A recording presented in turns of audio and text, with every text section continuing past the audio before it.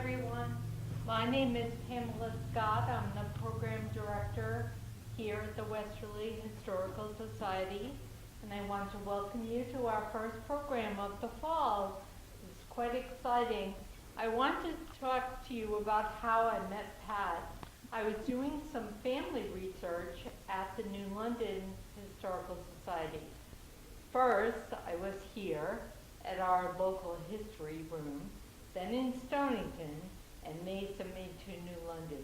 And that's where I met Pat. And she's a researcher there and helped me immensely with family research of a particular ancestor in 1790. And it was just tremendous. It might have been even, was it older than that? It might have been farther back. It was quite something. I was able to actually find mentions of my ancestor in the period of time I wanted, and Pat was instrumental bringing me several materials that were just amazing. And so I want to introduce Pat. Pat and I talked about different programs she could bring to Westerly, and life in the 18th century New London was one of the topics that I thought would be just fascinating. So welcome, Pat. Welcome to our group. Thank you.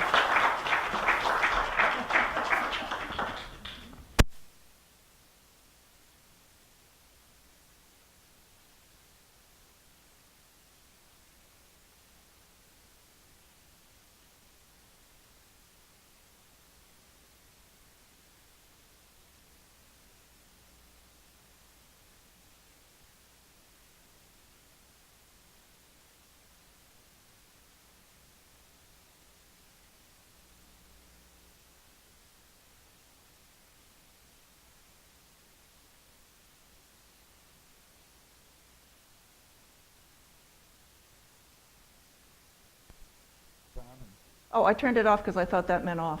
You turned it off. Okay. I was helping to teach a group of Spanish exchange students, and we took them on various field trips, one of which was a walking trip around New London. And one of the places we stopped was the Hempstead houses. Now, after the students had all filed out, the guide didn't quite grab me, but she said, "So, have you ever heard of the diary of Joshua Hempstead?" And I said, "No." And she said, "It's absolutely wonderful. We've got it. It's only $40. And I said, "Yeah, no, thanks. I think I'll look at it first." Well, I looked at it in the library, New London Library, and pretty much fell in love with it. And I have been working outward from the core of the diary, outward, exploring various topics. The current printing of the diary looks like this. It does have a cover, which I always take off to work on, but it's roughly 700 pages. Okay, covers from 1711 to 1758. I have been working on that and working with various other facets of the New London County Historical Society since about 1993. It didn't take me too long to get into that. So, well, let me give you a little bit of an introduction to Joshua Hempstead and his diary, and then tell you what I'm going to be doing today. In the early part of the 18th century in New London, Connecticut, Joshua Hempstead kept a diary, and very grateful to him we are too. He recorded on a daily basis the weather, his business activities, baptisms and publishments, which were announcements of marriage intentions, military trainings, divisions of the commons, court sessions, ship traffic, town meetings, Thanksgivings, fasts, deaths, his travels, celebrations both happy and sad, and all the other large and small events that made up life in that busy seaport. The surviving part of the diary covers 47 years, from September of 1711 through early November of 1758. Joshua Hempstead was born in New London in 1678 and married Abigail Bailey of Long Island, probably in 1698. Their first child was born in 1699. When the surviving part of the diary began in September of 1711, Joshua and Abigail had 6 boys, ranging in age from 12 to 2. Their first daughter arrived in 1712, with 2 more following. 6 days after the birth of their youngest daughter at the end of July 1716, Abigail died. 5 days later, their oldest son, Joshua, age 17, also died. Daughter Betty, who was 2.5 when her mother died, was taken to Long Island to live with relatives and grew up there. She didn't come back for about 15 years. Thomas, aged 8, and the baby, Molly, also went to relatives on Long Island for a year or so, then returned to New London. Hempstead never remarried. He brought up the children with the help of relatives and various women hired to do housework and spinning. Thomas died unmarried at the age of 21, but all of the other children reached adulthood, married, and had children of their own. Hempstead lived to the age of 80, dying in December of 1758, about 6 weeks after his last diary entry. In his earlier years, Hempstead was a shipwright and a carpenter. He was always a farmer, and at various times he was a landlord, a lawyer, a surveyor, a gravestone letterer, and for many years business agent for the New London Winthrops. Most of all, however, he was a public servant involved in the affairs of New London at many levels.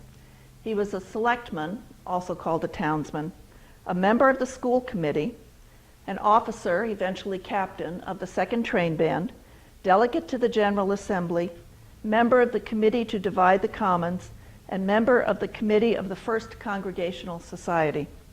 Beginning in 1727, he was appointed annually as a Justice of the Peace for the rest of his life. Justices of the Peace not only performed marriages in those days, but held low-level courts and could be part of a county court system, the lower level of which had a panel of judges. Hempstead traded with West Indies and Long Island, and occasionally to Boston and New York. Once he extended a business trip undertaken for the Winthrops down to New Jersey to take a trip to Maryland to see his youngest sister and her family. The New London of Hempstead's time was a growing town with a center roughly equivalent to today's downtown New London, and many outlying businesses and farms. In area, New London encompassed today's New London, Montville, Waterford, and part of East Lyme, so it was quite a large town geographically. Originally, it had also included Groton, which at that point included Ledyard, so a lot more area. In December of 1741, Hempstead writes, "John Williams of Groton died, a very aged man. He kept the ferry over New London River when I was a little boy near 60 years ago. He lived in the first ferry house and used to bring all the people of Groton to meeting that came, and to training and to town meetings, etc.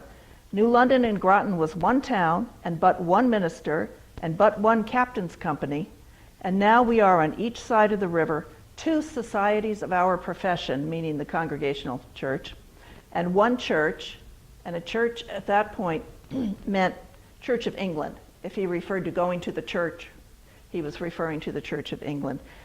Going to the worship for the Congregationalists would be going to meeting.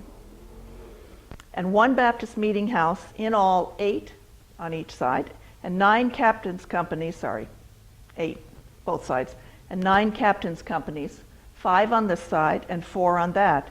He used a small scow that would carry 4 or 5 horses, in which he brought all the men, women, and children that came to meeting at one time.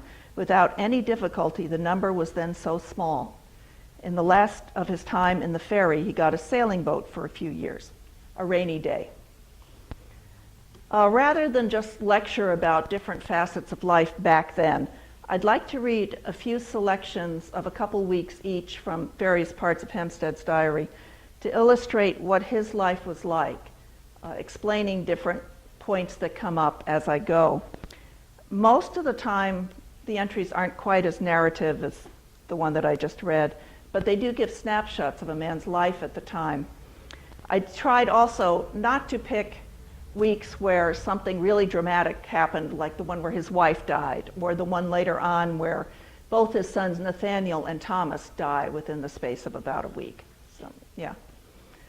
So, beginning at the very beginning, on the very first page of the diary, September of 1711, Monday the 10th, rainy. I worked at the ship 3 hours or more about the hands pieces and came home. It rained.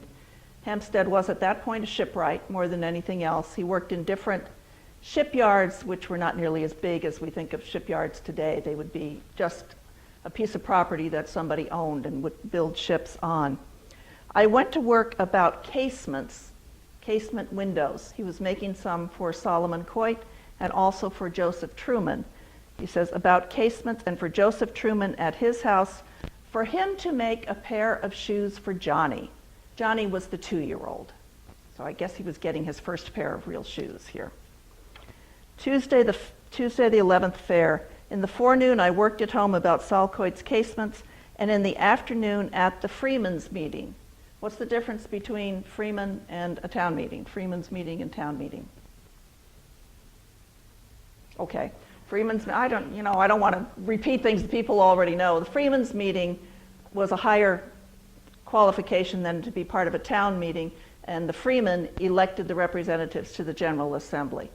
The town meeting did not elect them. The town meeting did things like setting the rates, the taxes, and electing town officials, of which there were a good many at that time.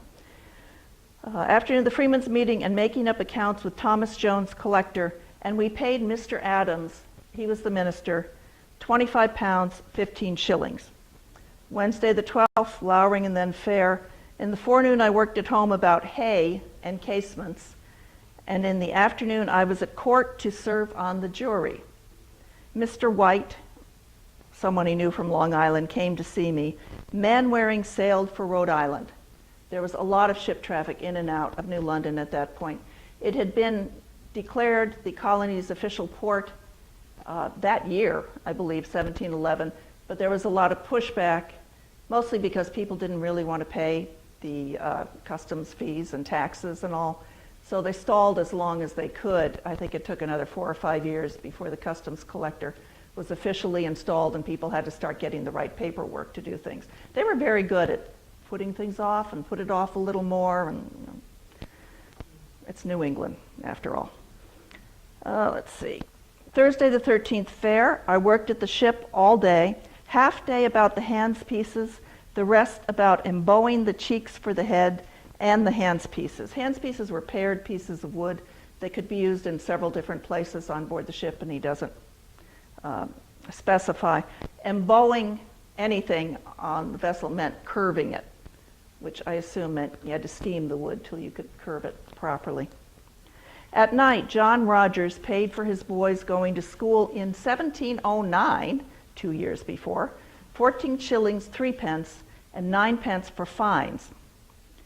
Friday the 14th fair, I worked at the ship all day. In the forenoon, about the cheeks for the head and hands piece, 42 foot at tuppence, 2 pence per foot is what he means. So he was keeping track of the footage so that he could get paid appropriately. We think of payment as being cash, and they did think that way, but since there was almost no proper cash in the colonies, they weren't allowed to print money, real money. They had to either use British money. What they were supposed to do, the aim as far as England was concerned, was that they would get gold and silver from Spaniards and others like that and use that.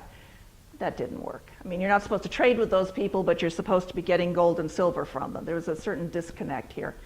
So the colonies printed bills of credit, but there are very few of them in circulation. So most commodities had a value put on them by the General Assembly, and you use that. So when he's thinking of how much he would need to be paid, how much he would be owed, he was thinking not really cash so much as starting to think about, well, what could this shipbuilder do for me that would pay me for this? Saturday the 15th fair, I helped Mr. Coit, who was the shipbuilder, owner of the shipyard, lay ways to send the ship down into the water. I got in my rowan. Rowan was the second cutting of hay. The curtains and taffrail taffrail and rail within the stern is 40 foot at tuppence a foot, and 2 rails across the stern is 30 foot. I have not added all this up to see how much he was owed. That was his problem. Monday the 17th fair, Sunday the 16th, he just says fair. He doesn't say anything about going to meeting that day. Monday the 17th fair, in the forenoon, I helped Mr. Coit launch the ship, and in the afternoon, we, the townsmen, went to Major Edward Palms's to agree with him about recovering some of Levine's money for the use of the ministry. Levine's money was one of those complicated stories that I'm not really going to get into, but what happened was that a man who was dying made a will that left all his money to the Congregational Church, which was fine, except that he very seldom darkened the door of the Congregational Meeting House, so there was a lot of argument, particularly, I believe, from his stepsons, who would have been inheriting the money from him. So they did eventually, the court decided that's what it had said, therefore that was what the money was going to do, but it was a long, drawn-out process to get the money itself. The sad news of the English Canada fleet, several cast away and men lost, arrived never. This was news from presumably roughly the St. Lawrence River coming on down, a whole squadron, I think, of ships from England and from the colonies were trying to go up the St. Lawrence. They were fighting the French at that point. It seemed to me they were always fighting the French in the 18th century. But going up the river and got caught in really bad fog and weather, and the admiral in charge of the fleet said, "Oh, no, no, no, we can keep going." And I forget just how many were killed, but it was several hundred. So Tuesday the 18th, fair lowering. I did but little work, only fitting in some casements for Saul Coit, and spent some time with Atwood and Park at Shapley's about my land at Stonington. Said Park offered me £210 for my 200 acres. Hempstead was supposed to have inherited 200 acres of land at Stonington. His father's will had entailed the property, saying it should go to the oldest son. But then the General Assembly, a few years after his mother remarried, gave her permission to sell the land to use in educating the children and providing for the sister, who was always described as a poor idiot, which was a legal term, meaning you could not take care of yourself. So he spent a lot of time and a lot of court time doing what he saw as rectifying this bad situation. So eventually it was, which meant in turn that his stepfather, John Edgecombe, was stuck with the bill because he had married the woman knowing about all this. So things got very complicated back then. Anyone who thought life was simple in those days, it was not. He did not sell that land, by the way. He held on to it. He later acquired more land so that he ended up with a farm of 500 acres. He called it his land at Stonington. It was pretty much in Old Mystic, kind of just slightly off from Whitford Brook, as it's called now. And he kept it and he passed it on to his grandson because the grandson's father, who was the second son, but the first son had died, so it evolved on the second son, except he died before the grandson, yeah, exactly, what?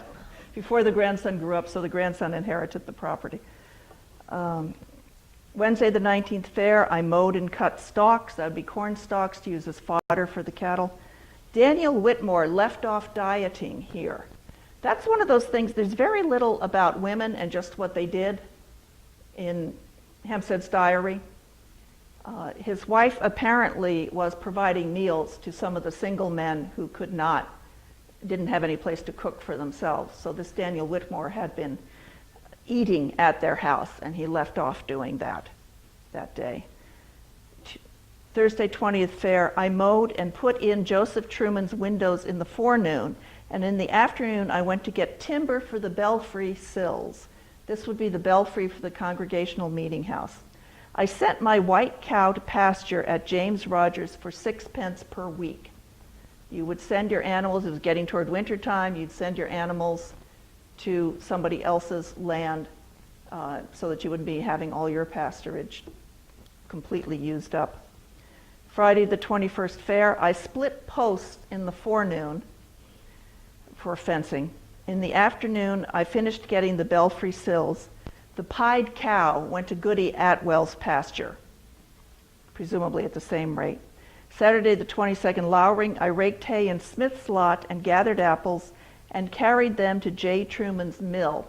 This would be a cider mill. There were cider mills, sawmills, fulling mills, for making the cloth firmer, and brought home my boards that J.T. borrowed. He doesn't say what for. Sunday the 23rd fair, a windy day. Mr. Adams was sick and one Russell preached. So now we jump ahead 14 years to 1725. Nathaniel, the second son, who was now the oldest son, had gotten married a couple years before. Robert, the next son, would get married a couple months after this entry was made. This is 9 years after his wife and his son Joshua had both died. And Stephen, whom he mentions in here, was 20 years old at this point. Monday, the 26th of April, 1725. In the forenoon, I went into the Neck, which is the big, think Fort Trumbull area and on down in Waterford, around New London. I carried a web of yarn to William Beebe's to weave to make Stephen a suit. I brought home a bed tick that he had wove. Men tended to do the weaving.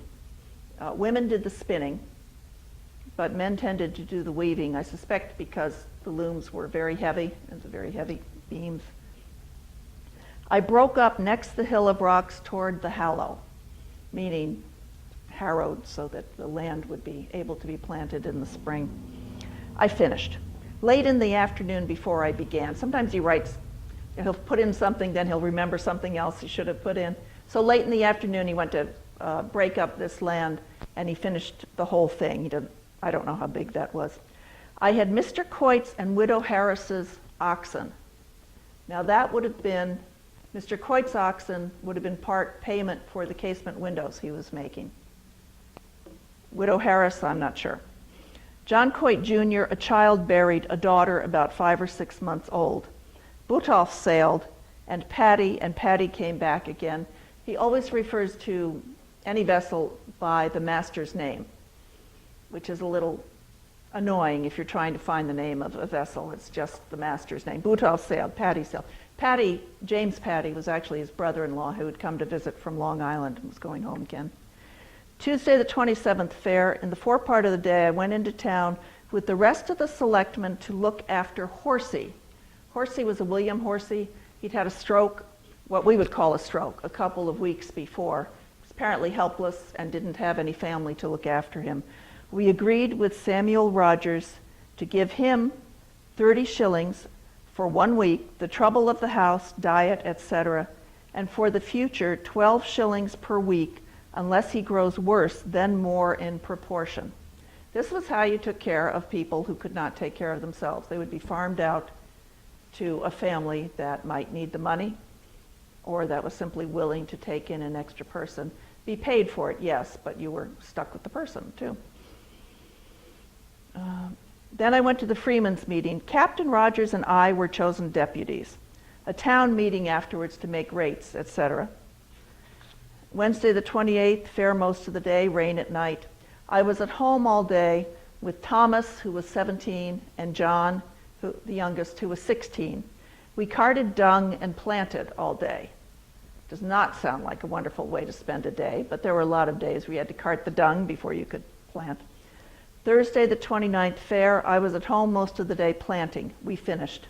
Friday the 30th fair, in the morning I branded 5 yearlings, and then he goes on to describe them, all of them having his earmark. I weeded the nursery in Smith's lot and set out 2 apple trees from it. I went to Stonington in the afternoon, that would be to his farm, and John, and carried the oxen, etc. Every time I see that, I expect him to be slinging the oxen around his shoulder and shoulders, but that was the common phrase for I took the oxen with me, I carried the oxen. I lay at Widow Bennett's and John. He did not yet have a house on that property.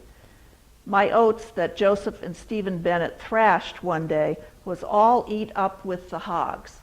Hogs were a real menace. They were allowed to roam free so that they could get fattened up to be slaughtered, but in the meantime they ate anything they could get their teeth on, including at one time a pair of gold buttons that Hempstead had, as he said, left on a rock at some place they were working, though I did not know it then.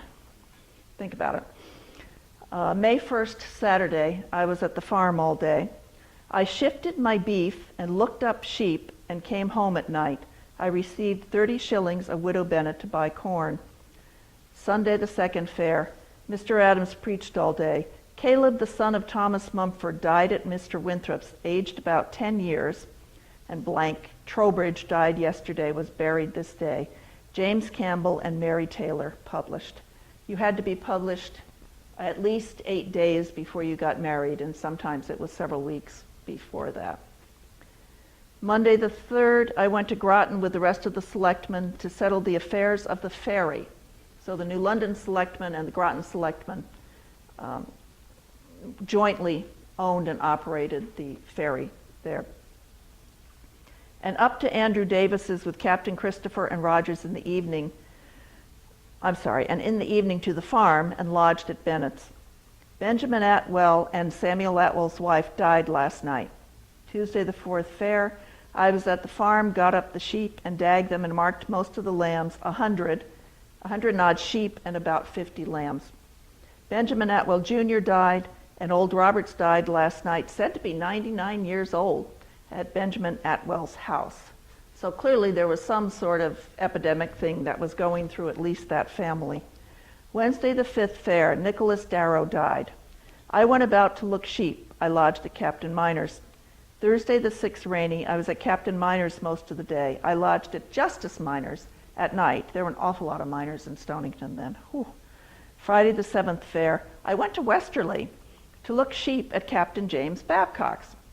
I sold him 2 4-year-old steers and 1 heifer and calf for 12 pounds, took up my note of 11 pounds, 4 shillings, due from Babcock to Hempstead, in this case, 16 shillings. So there you are balancing, what one owed the other, along with a little bit of extra there.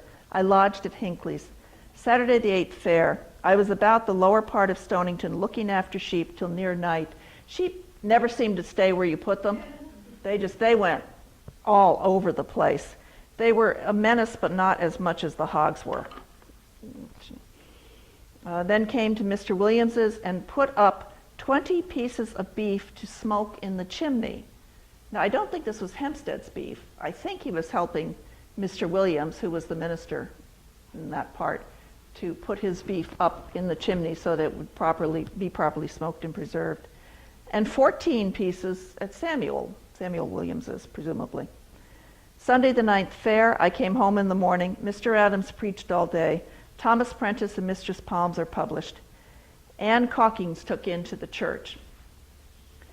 Now, there's another thing I'd like to read, which is a bit more narrative. A year and a half later, in December of 1726, New London was having a lot of problems with disagreements about the schools and what money would go to the town school, what money would go to the schools out at the farms, which would be the Waterford, Montville district. So Monday the 26th fair of December, to a town meeting for the choice of town officers, the farmers came in roundly and the town mustered as well to match them, and a great strife and hot words and no legal choice, and we adjourned till next day at noon. I was at the meeting all day. Tuesday the 27th fair, the town and farmers met thicker than yesterday, above 150 voters, and after a few warm words they began very calmly and moderately, and a fair choice, and the town party gained the vote by 6 or 7. Captain Christopher Christophers was chose the first townsman, and myself the second. Captain Rogers the third, etc. Mr. Pickett the 7th. The 4th, 5th, and 6th the same as last year. Richard Birch, constable, chosen constable. A daughter of John Keeney's died 4 or 5 years old. Then he goes on for the rest of the week. But 1 month later, January 29th, 1727, it was a Sunday, Mr. Adams preached all day. At night, I went with Lieutenant Douglas to see Captain Rogers, who sent for us to ask forgiveness in anything that he had spoken that might offend us. He's referring back to the town meeting. And he forgave us, we forgave him, and he forgave us. He thinks he is very sick, but I think not. And then Monday, the next day, he was in town, and he was served with a citation by the sheriff by order of the governor and council to appear before his honor at Hartford on the second Thursday in February to give an account of the proceeding of the town at the town meeting for the choice of town officers upon the complaint of Captain Rogers, Captain Dennison, and 24 others, in all 26. I was also cited to have evidences taken before Justice Backus at Samuel Daniels. He went up with Solomon Coit, who was apparently the attorney for the other side, the farmer's side. They went up together to Hartford and presented their cases, and Hempstead won the case, and Solomon Coit had come prepared with money and paid it down. But it just, I don't know, it was something about we forgave him, he forgave us. He thinks he's very sick. I don't think so. It's fine. James Rogers, Captain James Rogers, eventually moved to Norwalk. So let's see, trying to think how much to skip here.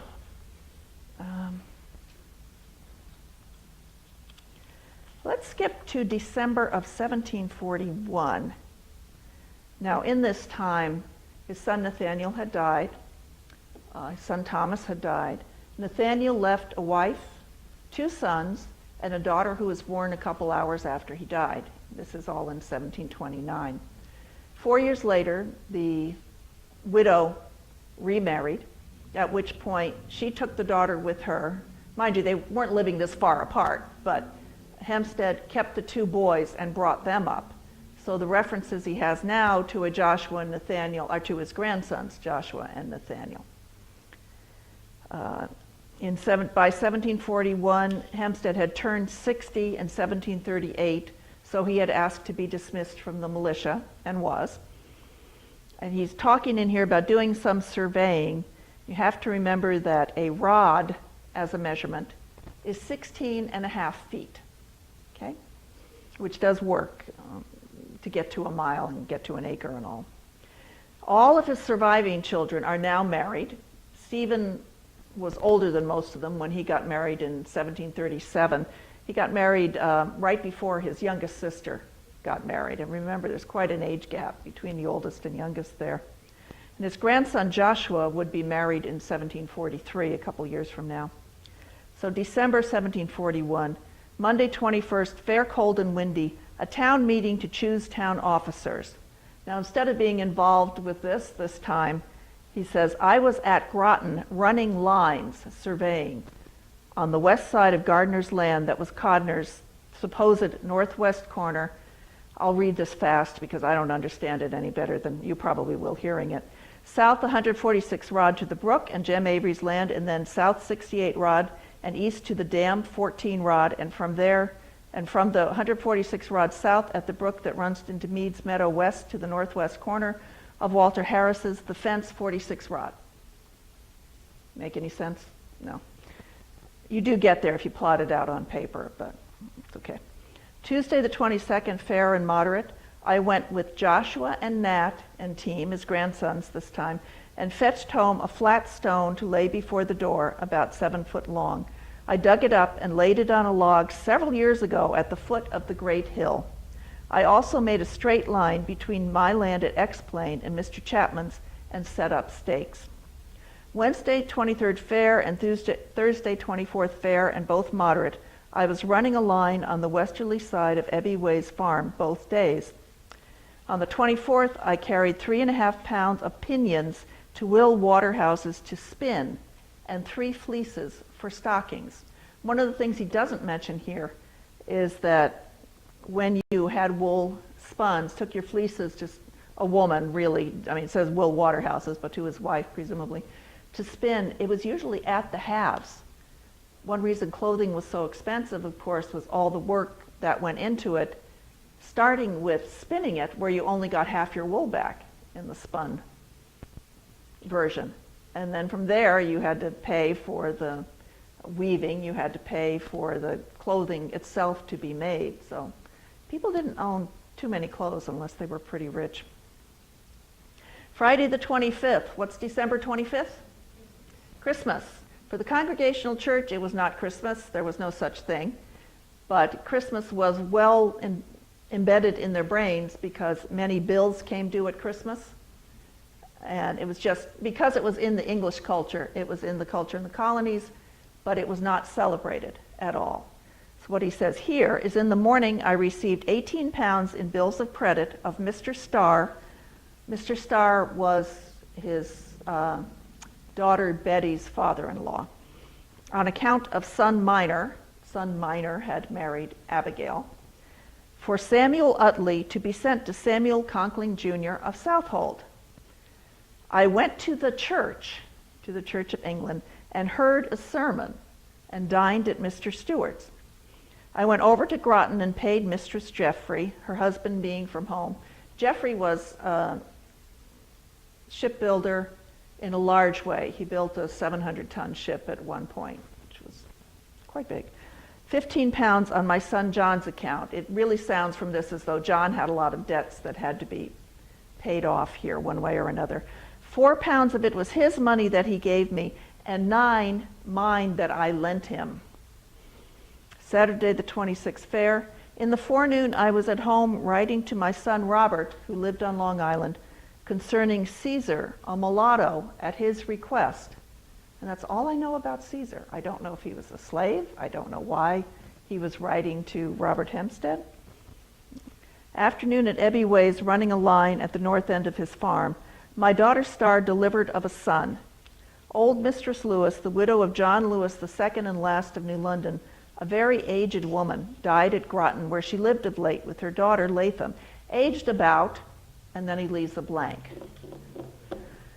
Sunday the 27th, fair, very raw cold. Mr. Adams preached all day. John Prentice, a child, baptized Sarah, and Daniel Starrs, Daniel. So his son was baptized, Daniel's son was baptized, what? Day after he was born. And very cold day, too.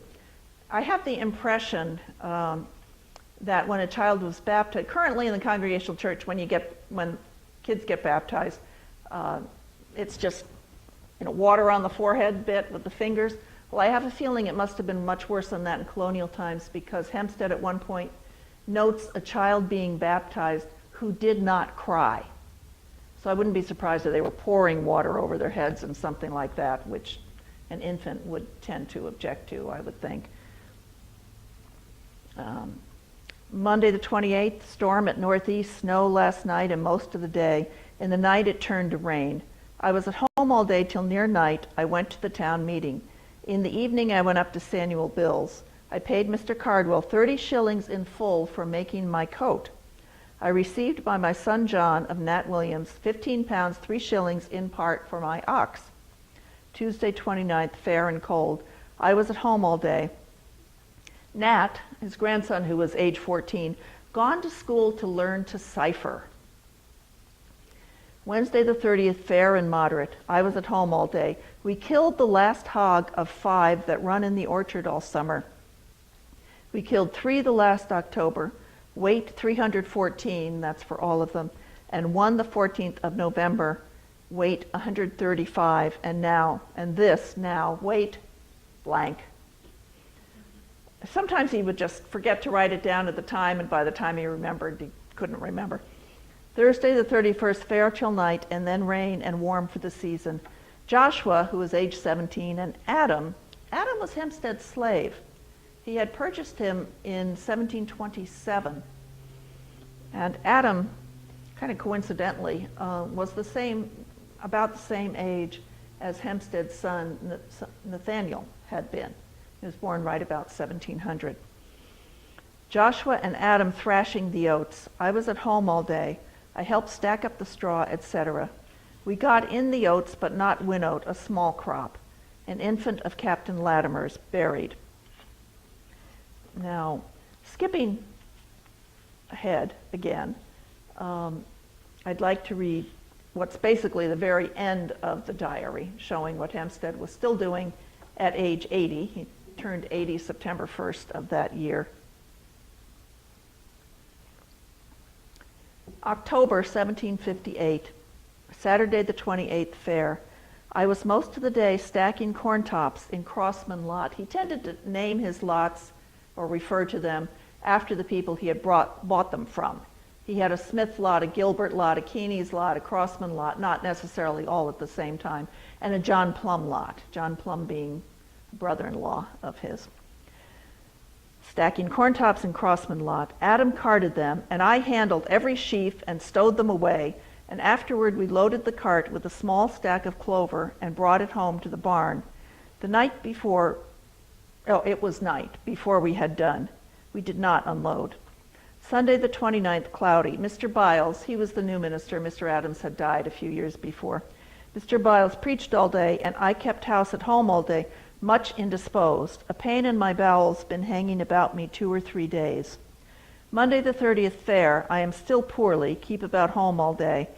Adam and Tommy was, I believe, a great-grandson, went to the salt meadow and fetched away the salt hay that was left, about 30 cocks. Josh and Nettie, those are more great-grandsons. His grandson Joshua's children, first 2 children out of however many, 8, 10, something like that, come over and brought my 2 bay young horses. Tuesday the 31st, fair. I rid down to Crossman lot and unloaded the bigger part of the salt hay. Night came and we left all to the weather.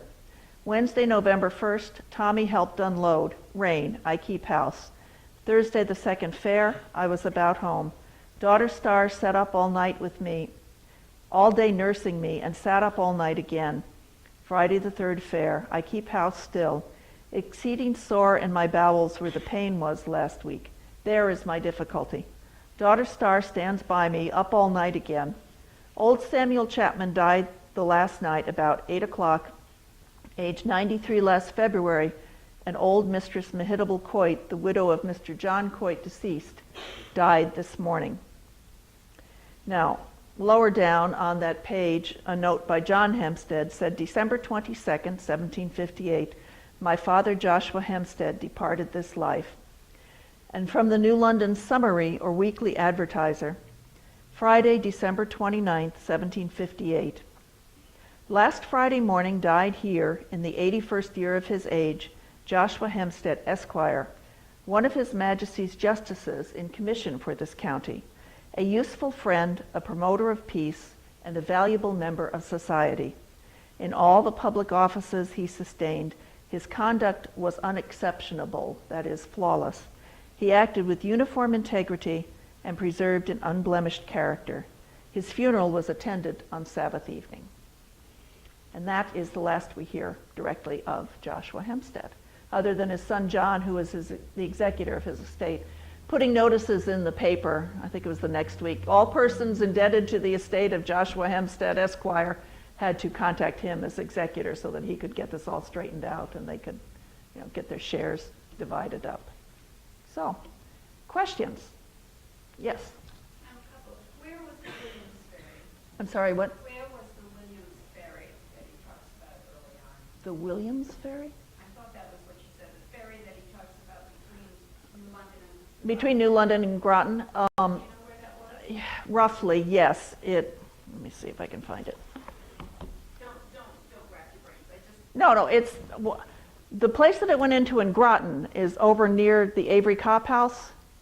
Okay, near Paul's Pasta and the Avery Cop House, that general area. And the New London side of it was more, it's not where City Pier is now. It was up a little bit on, you would go around Winthrop's Point and up a little bit where it was calmer for unloading people and things. Yeah. You had another question, you Well, said? the other question is, a lot of those names that you read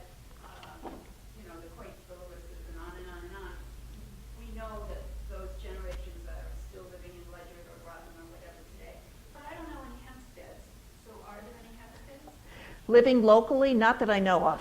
I've been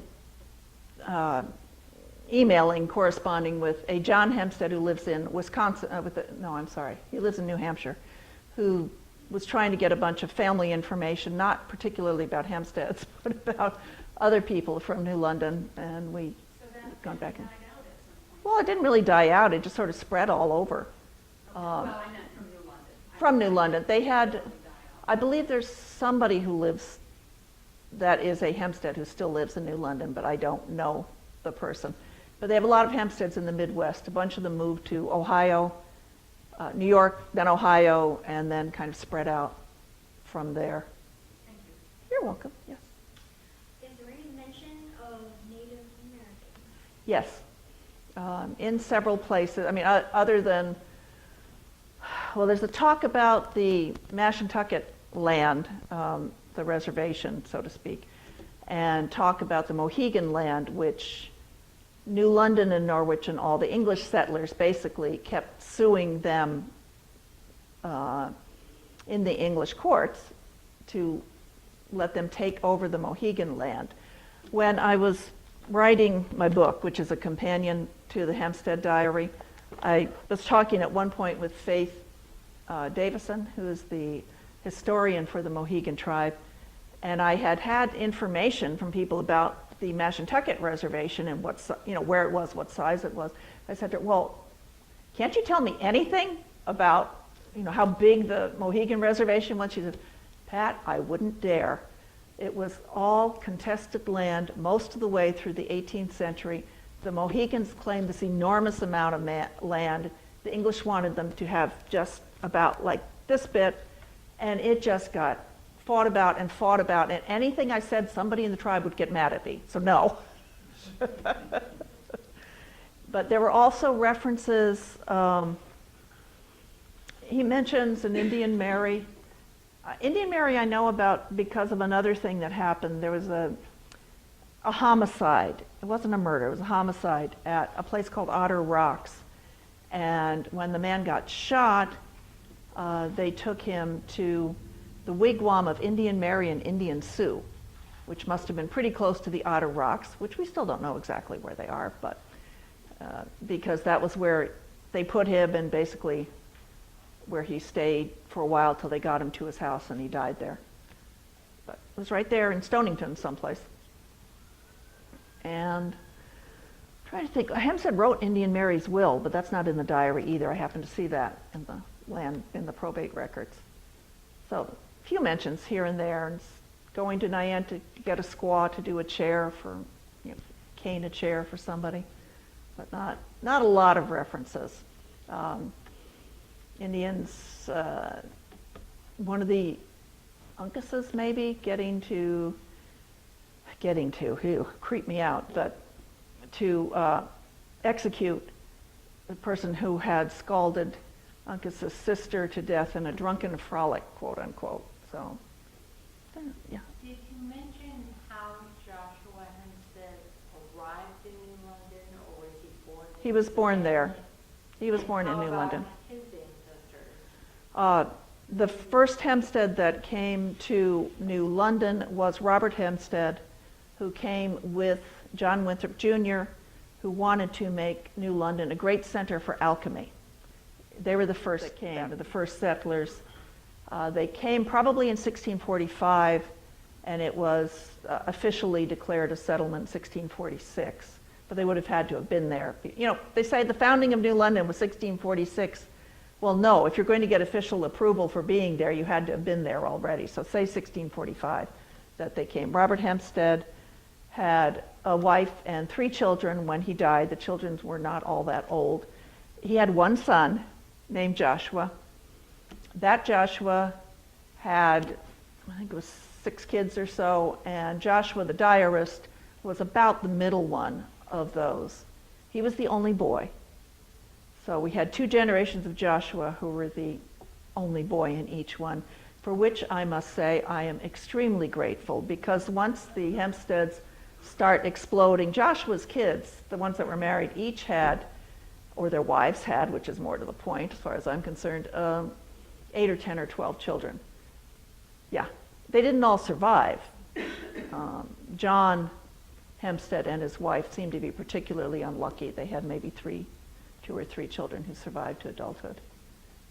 But they're just, there's a Joshua. At one point in the diary, toward the end of the diary, there are 5 Joshua Hempsteads in different generations and places, and keeping them straight is not all that easy. Yes? Okay, Ann. so I'm sure that it was quite a task to decipher some of the language in use at the time. And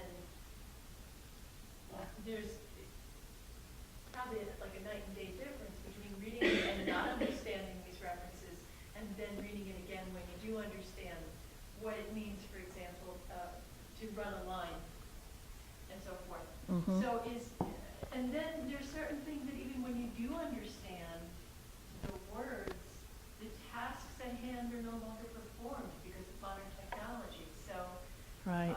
is this more or less how the companion book sprang up, or can you talk a little bit more about? The companion book sprang up from 2 things. One was I had been writing a series of articles for the newsletter on different aspects of life in colonial times, in New London in colonial times, using examples from the diary. So I divided it into categories, medicine, work, land, farming, that kind of thing. The other thing was that we published this edition of the diary in 1998-99.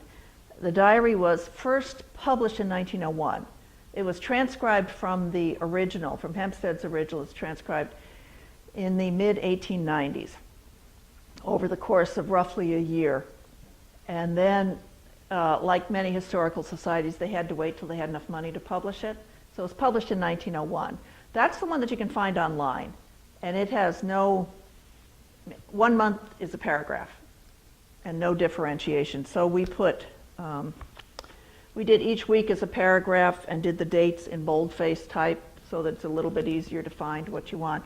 But it's basically the same one as the 1901 version. But I thought that it would be nice, besides having a name index in it, to do an index of topics. And being younger and stupid, I said, this shouldn't take me too long. Well, the whole project, and I wasn't doing just this, of course, I was doing a lot of other things, but the whole project took 10 years. So this got published, and then 10 years later, Useful Friend got published. The current, my current project, which is close to done, we had purchased at auction the missing middle section of the diary. It had been transcribed, but it had been borrowed from the Hempsteads who lived in the Hempstead house at that point. The other sections were owned by the Historical Society in the 1890s, and the middle section was borrowed. It disappeared after Anna Hempstead Branch died. Her executor, still ready to wring his neck, and the man's been dead for I don't know how long, bought it from the estate for the same amount of money that the Historical Society had offered for it. And then it disappeared. And we couldn't find it when we went to do this. The internet was not much of a thing, so there wasn't any way to really put out word that, we're looking for this, if anybody knows where it is. We didn't even really want to own it. We just wanted to be able to look at it because there were questions about some of the things in the middle section that this makes no sense, but we had no alternative explanation. So once we got all those, I started proofreading the printed diary against the manuscript. And that took several years. Now we're planning to issue a new edition, which will contain all the extra information I found and the corrections and respellings. There's a part in the very beginning where his son Joshua accidentally shoots himself with what it says in this version is poison shot. And I couldn't figure out why they waited a whole day to get out this poison. No, it's pigeon shot. How they got poison out of pigeon, I don't know, but they did. And there are a lot of things that are like that. Excuse me. But the proofreading's done. Someone, head of our publications committee, works in publishing. So he has formatted and paginated the whole thing. We have added 17 pages of new, well, changes, new information. What we're waiting for now is either the money to hire someone or finding the person who is willing to take on changing the page numbers in the index. Because with adding pages, your reference that was on page 50 might now be on page 53, so on. The index is 68 pages, 2 columns. So, yeah. So they don't have to do any figuring out what goes with what. I've done that as I went along, but it still needs to be done. And I did put my foot down about doing that. I'm not doing that. So that's where we stand now. Index program on it? No, too many misspellings, too many abbreviations of names. You can search in it to find which has been helpful. Create your index then. The index is all created. What do you mean? I mean, for the new pages. We just need the page numbers changed. We had the index and I went through it and changed a bunch of things and corrected some things. For instance, in this one, Latimer in the index is spelled with 1 T. If you go through the diary, it's got some 150 references with Latimer spelled 2 T's and maybe 6 or 7 with it with 1 T. So we just switched, I just switched that's what you looked at. But there's a lot. I mean, there are references, say, to Christopher's that Hempstead abbreviates CC, and you wouldn't just be able to find them without, Anyway, we'd like to reprint it and get it out there, but it may take a little while for that. Yes? You mentioned 2 ships. One was the first one that he was working on, and the other was the 700-ton. Do you Yes. know their names or when? I don't know the name of the 700-ton one, and I don't know the name of the first one that Hempstead worked on. He was involved with owning shares in several ships, one of which was something called the Killingly, I think, and one was the Samuel, and one was the New London. When did they start keeping customer records? Probably, well, they kept them when they could earlier on, but probably around 1714, 15, I would guess. Now, hang on just a sec, how much of that is still around? I don't know. Benedict Arnold and his crew burned the customs records, and the copies that were in England burned in a warehouse fire 20 years later. So, right. When I went to the Maritime Museum in Bath, Maine, Mhm. just a few weeks ago, they talked about senior shipbuilders in the 1700s getting paid by shares, Yes. futures, essentially, Yes. on the ships as they were launched and went into service, especially the blacksmiths, but some of the other senior shipbuilders, depending on their station, some were Yeah. paid by shares. So that's where Yeah. we see a lot of that. Yeah. Well, 16th shares were quite common, and you might own 3/16 or 5/16 of a vessel. Hempstead stopped working the shipbuilding business after his wife died, pretty much. He stopped doing that. He stopped making coffins for quite a while, probably because the children were still young, and a lot of times if he went to someone's house and they died and he went to make a coffin, he was there all night working. And he probably didn't want to just leave them with the hired girl. He wanted to come home at night. So, yes, Quite a few references to death. yes. Exodus. Do you think he was reporting all the deaths that No. he knew of? No, probably not. So what was the population? We don't really know exactly. There's sort of censuses in that the governor had to send information to England, but that was all his estimation of the population for different towns. If I said 5,000, I'm not sure that it was as high as that. Pretty frequent. Death was quite frequent. You had some there were sometimes, as I said, I was trying to pick ordinary weeks. There were some epidemics that went through. He writes at one point, a beautiful day overhead, but the most sorrowful time there ever was in New London. There lie now dead 8 persons and a Negro woman of Gordon's. I mean, 9 people dead just overnight, basically. Yeah. And no, we don't know exactly. Consumption was probably tuberculosis, at least by the 19th century. It was probably also a few other things that made you waste away in the 18th century. Typhoid was recognized. Smallpox was recognized. Chickenpox and smallpox were not yet differentiated, so you might think you had smallpox and not, and then die of smallpox, which happened to a young man that had been brought up in the Hempstead family. He thought he'd had smallpox, and he got home and got smallpox on the way back, and so anyway, any other questions here? I did want to let you know, I brought these booklets, which you are welcome to take, which are about the Shaw Mansion, and it says stories from our collection, but about various things that we have there to see, and talks about the Shaw family and all. So you're welcome to take those. I have a few books here to sell. I have several copies of A Useful Friend, and I have kind of one of each other. And if 2 people want the same book, and if you buy it today, pay for it today, if we don't have enough copies of something like, say, Rocket's Red Glare, if 2 people wanted that, I would be happy to take your money today, get the book, and bring it at least as far as my house in Mystic, and you could pick it up there if you wanted. Okay? Well, thank you very much. You are quite welcome.